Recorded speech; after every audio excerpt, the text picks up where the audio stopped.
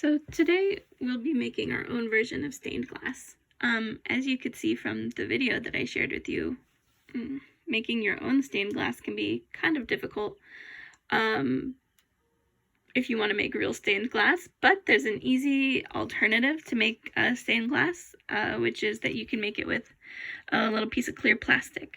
So for this project, you're going to need a pen or pencil, a piece of plastic, and it's got to be kind of stiff plastic. So you can see this plastic is not super soft.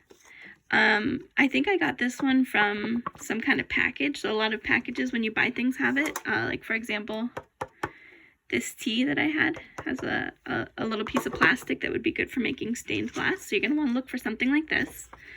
And lastly, you're going to need some Sharpies. So the first thing that you'll want to do is trace out your piece of plastic. So you take it and you do a simple line around the outside of it. And that's just going to tell you where the edge is going to be in your drawing, so you don't do this big elaborate drawing and then it doesn't fit on the plastic, right? So trace the plastic, and then you're going to decide what you want to do for your stained glass piece.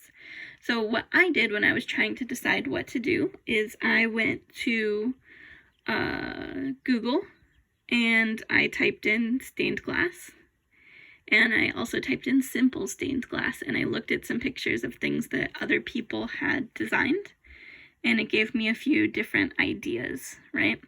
So then I spent some time doing my drawing, and I saved the drawing because I think it would take too long for me to do a drawing for the lesson plan. So you can see that most of the drawing fits inside the plastic. A little bit goes outside, but I don't mind about that. So we've got the drawing, and I've also got a reference picture, which is what I was basing it on. And that's going to help me to figure out what colors I want to go where in my drawing. So you put the piece of plastic on top of your drawing once you're all done with your drawing. And you are going to start coloring it in with your Sharpies. So this picture that I had is nice and colorful. And I think the first thing I'm going to put in is a lot of yellow. Let me see if I can figure out how to. Yep, here we go. So you're going to color right on top of the plastic.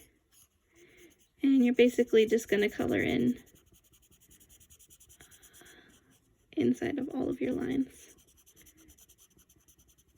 until your whole piece is colored in. Okay, so I paused it and colored in the entire bird.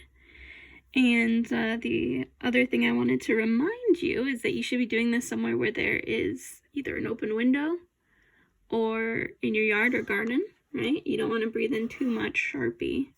So now we've got a nice little colorful piece that you can see, and we try to fill in all the white spots around the lines.